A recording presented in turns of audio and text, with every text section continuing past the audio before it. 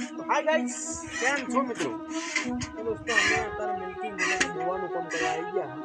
કારણ કે આજ તમારા પપ્પા ઘરે નહીં એટલે અમારો વારો આવ્યો